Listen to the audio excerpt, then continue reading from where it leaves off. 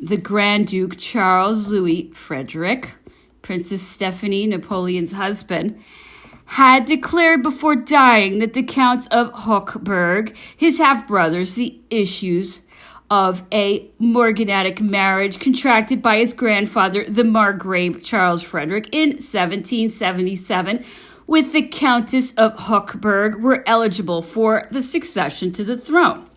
The Grand Duke Charles Louis, in calling the Counts of Hochberg to the throne, had thus realized the wishes of Napoleon, who was greatly interested in them. The two elder brothers had served in the French army under his eyes with distinction. Prince Leopold Charles Frederick became reigning Grand Duke in virtue of this decision. The marriage of Stephanie de Beauharnais with the hereditary Prince of Baden took place on March 4th, 1806. Prince Eugène and Queen Hortense, adopted by the emperor, had added the name of Napoleon to theirs. The same took place with Princess Stephanie. Paris, March 3rd, 1806. It being our desire that the Princess Stephanie Napoleon, our daughter, should enjoy all the prerogatives due to her rank. She will place herself at our side in all court, drawing rooms, fetes, and at table, and in the case of our absence, she will place herself to the right of the Empress. Signed, Napoleon. The result of the latest victories had been the establishment of new kingdoms and grand duchies in Germany. What Napoleon had done for foreign princes who might one day forget what they owed France, he considered his power sufficiently well established to repeat in the heart of his vast empire. It was naturally in his own family that he had to look for support. Prince Joseph, his elder brother, was placed on the throne of Naples, and Prince Louis, his other brother, received the crown of Holland. Prince Murat, his brother-in-law, received the Grand Duchy of Berg, composed of provinces which had been ceded by Prussia. Prince Eugène had the viceroyalty of Italy. These princes retained their dignities as Grand Elector, Constable, Grand Admiral, and Arch-Chancellor of State. In conferring these independent sovereignties on the members of his family, Napoleon wished to retain them at the same time in the interests of their mother country by bonds destined to remind them at all times of their origin and their duties towards France. The establishment of the principalities and duchies in Italy was an outcome of the same system. A new dynasty needed to be supported by an intermediate and powerful class, more particularly interested in the stability of institutions and in the solidarity and splendor of the throne, and which might give, as Napoleon expressed it, points of correspondence and support to the great empire. These high dignities were, in a sense, a danger to public liberty and did not violate the principles of equality which had been consecrated by the French Revolution. They conferred neither rights nor particular privileges on their titularies. They were purely honorary and were open to all citizens of every class in proportion to their services and their capacities. They were the means of bestowing rewards which had been deserved and had been promised. They had also the advantage of stimulating a salutary emulation by holding out to all kinds of merit the prospect of these splendid proofs of public gratitude. The emperor bestowed the Duchy of Guastalla on his sister, Princess Pauline Borghese. The province of Neufchâtel was raised to a principalities and the sovereignty given to Marshal Berthier, Napoleon's oldest comrade in arms. The Arch-Chancellor Cambaceres was created Prince of Parma. The Arch-Treasurer Lebrun, Prince of Placenza. Talleyrand, Prince of Benevento, and Bernadotte, Prince de Pontecorvo. 12 duchies were created in Italy. These duchies conferred no authority, but each carried with it an income of 60,000 francs, taken from the revenues reserved to the emperor. These were the duchies of Dalmatia, Istria, Friuli, Cadora, Belluno, Conegliano, Treviso, Feltre, Bassano, Vicenza, Padua, and Rovigo.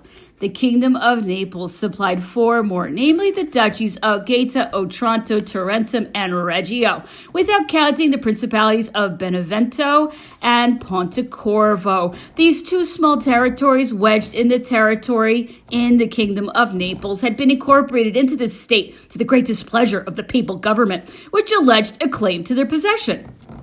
Duchies situated in the Kingdom of Italy and of Naples were held in reserve to be distributed as rewards for new services. The principal city of Lucca had to its charge the Duchy of Massa, which was not filled until 1809 in the person of Monsieur Renier, the former Grand Judge. In the month of April 1806, a deputation composed of high Dutch dignitaries came to Paris to agree with the emperor on the basis of a treaty by which a monarchy based on constitutional laws should be founded in Holland. After negotiations which lasted several months, this monarchy was proclaimed on June 15th and conferred on Louis Bonaparte, whose personal inclinations had not been consulted and who would have preferred the government of Genoa or of Piedmont. Napoleon, however, declared to him that he had no right to refuse the throne which he, Napoleon, had erected for him in the interests of the empire. The death of the last stadtholder and his heir's renunciation of its rights smoothed over the difficulties and calmed the new king's scruples. King Louis of Holland left accordingly a week later to take possession of his states, accompanied by Queen Hortense and their children. During the week which preceded their departure, he occupied himself with the Dutch deputation in acquiring a general knowledge of the affairs of their country and had daily conferences with the emperor. He proceeded at first to the Castle du Bois near The Hague, and some days later made his formal entry into the capital of the Netherlands, where he received the fealty of the former masters of the country, his new subjects. Royal honors had been paid him during the whole of his journey across French territory. On his entry to Holland, the people and all classes of society received him with great enthusiasm and manifestations of joy. The new sovereign applied himself from the moment of his arrival with the assiduity and conscientiousness which characterized him in providing for the principal needs of the government. He afterwards went to Wiesbaden near Mainz to take the waters, hoping by these means to check the progress of a disease which had been torturing him for several years past. The first steps which King Louis took in the government of his kingdom, without any thought of opposition, crossed the views which the emperor had in sending him to Holland. Animated by the most straightforward intentions, Napoleon's brother was only acting in obedience to the impulse of his nature, and he always had the courage of his faults. Married against his will, created a king in spite of himself, he revolted at the thought that he was the victim of the arbitrary will of his powerful brother. He wished to be independent on a throne which he thought purchased by the sacrifice of his will and his tastes, as if he had acquired the crown by the right of birth. Jealous of his liberty of rule, encouraged in his resistance by the interested approval of our enemies, we shall soon see him taking pleasure in defying the consequences of his opposition. The changes inaugurated in Germany by the Treaty of Luneville and consummated by the Treaty of Pressburg had disorganized the ancient German Empire, whose edifice was falling into ruins. Austria and the German princes fought for the fragments. The Diet was by this fact dissolved. Napoleon was asked by the Prince Elector, the Chancellor Dalberg, and by various other people to take Germany under his protection. He decided in consequence to form a new confederation which should include the southern German states. The Elector Arch-Chancellor became the principal agent in these negotiations. The King of Bavaria and Württemberg, the Grand Duke of Baden and of Berg, and the Landgrave of Hesse-Darmstadt subscribed to this reorganization. Austria professed indifference to what was happening. Prussia, who would have been glad to take over some part of the inheritance of Austria, was more active, but was not consulted in the matter and was excluded from all the arrangements made. At last, the negotiations, which had been carried out in secret for 3 months, having been concluded, a treaty establishing the new confederation was signed on the 12th of July and published some days later. The confederation was placed under the protectorate of the Emperor of the French and took the title of Confederation of the Rhine, a title which determined the limits of its sphere of action. The principal negotiator was rewarded with the dignity of Prince Primate and with the gift of the Grand Duchy of Frankfurt, which was created in his favor. The Landgrave of Hesse-Darmstadt became Grand Duke. To the notification of the treaty, which was to him, the Emperor of Germany replied by resigning his title and assuming that of Francis I, Emperor of Austria. Prussia was invited to form a confederation of the North, which would have been composed of the electorate of Hesse-Kassel, the ducal Saxonies, and 2 states of Mecklenburg, and the secondary principalities of Germany. This overture was received with favor by the Berlin cabinet, but soon suspicion as to the sincerity of the French cabinet was aroused. The Berlin ministers gave credence to certain false allegations, which were supported by the reports of the Prussian agents, accredited to countries which were hostile to France. The adversaries of the French alliance persuaded the King of Prussia that the Emperor Napoleon was secretly offering provinces belonging to Prussia to the princes of states which were to form part of the Confederation of the North, so as to draw them into the Confederation of the Rhine. The truth is that, on the contrary, Prussia wanted to subjugate the Kingdom of Saxony and to dominate the Hanseatic towns by drawing them into the Confederation of the North. Napoleon, for political reasons, which it is easy to understand, approved of Saxony's refusal to subscribe to this scheme and declared that the Hanseatic towns were to remain separate from any confederation. The court of Berlin submitted and raised no further objections.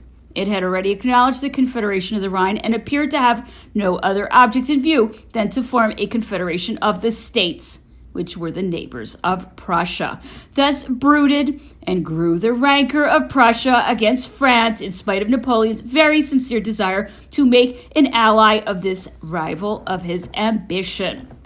Whilst occupying himself with these lofty political speculations, the emperor's attention was equally bestowed on the details of the government of the interior of his empire. He had heard that the prisons of Brussels were crowded with people who had been arrested on the denunciation, too carelessly listened to, of old brigands who had tried to gain their freedom by denouncing to justice alleged criminals who had escaped punishment. Napoleon wrote the following letter on this subject to Berlier, a privy councillor. Monsieur Berlier, I hear that there are a large number of arrested persons in the prisons of Brussels and that they are deprived of the necessities of life. My desire is that you proceed without any delay to this city, there to confer with my imperial procurer, the president of the criminal court, and with the prefect, that you interrogate each of the prisoners in turn and that you report to me what is the reason that such a number of persons are under arrest and why they are not brought to trial. You know how anxious I am that criminals should be severely punished, but also that no innocent man should suffer. You will base your line of action on these principles, and hereupon I pray God to have you in his holy keeping. Signed, Napoleon. Paris, March 17th, 1806. The result of Monsieur Berlier's mission was that 500 prisoners were set at liberty, their innocence having been proved. The emperor ordered the grand judge to assure Monsieur Berlier of his satisfaction. Napoleon had ordered the erection of the triumphal arch on the Place du Carrousel, dedicated to the glory of the French armies during the campaign of 1805. He had the intention of having others erected. The following is a letter on the subject, which he dictated on May 14th, 1806. Triumphal arches would be futile works and productive of no effect whatever, and I should not have ordered them had I not thought that this was a means of encouraging architecture. I wish to stimulate sculpture in France by means of these triumphal arches. For 10 years, Monsieur Denon will lay a plan for me. The Minister of the Interior is to erect another triumphal arch at the Étoile. A clear understanding must come to with regard to the description of all the designs. One must be the Arch of Marengo, and the other the Arch of Austerlitz. I shall have another built in some other part of Paris, which will be the Arch of Peace, and another the Arch of Religion. By means of these 4 arches, I expect to advance sculpture in France for 20 years. It is well, however, that Monsieur Denon should know that there are to be 4 arches, so as not to put on one subjects which are better suited for another. I beg Monsieur Daru to let me know how far the statue of Charlemagne has progressed, and to come to an understanding with Monsieur Cotet on the subject of the 2 fountains which are to be erected, one on the Place de la Révolution, and the other on the site of the Bastille. They are monumental. There must be statues and bas-reliefs. These subjects may be taken to begin with from the emperor's history, next from the history of the French Revolution, and next from the history of France. No opportunity for humiliating the Russians and the English must generally be neglected. William the Conqueror and Du Guesclin might be honored on these monuments. It does not come within the scope of this book to enumerate the various works of improvement and embellishment carried out in Paris and in the departments of the empire, or the encouragements which were given to agriculture, the arts, commerce, and industry, in the midst of mighty wars, the conduct and details of which absorbed the whole of his attention. Napoleon, in the few moments of leisure at his headquarters, went over in his mind the condition of the public works as laid down in the reports of his ministers, or as the result of the observations he had made himself during the passage through the various old and new departments. He went over in his mind such works as had been begun, those which had been put under examination, and those which would really benefit the localities which had asked for them. When the temporary submission of his enemies gave Napoleon a short respite, he used it in making himself acquainted with the state of progress of these public works, in urging on their completion, and in awarding the necessary funds for this purpose. All this was done without the state being burdened with any debt.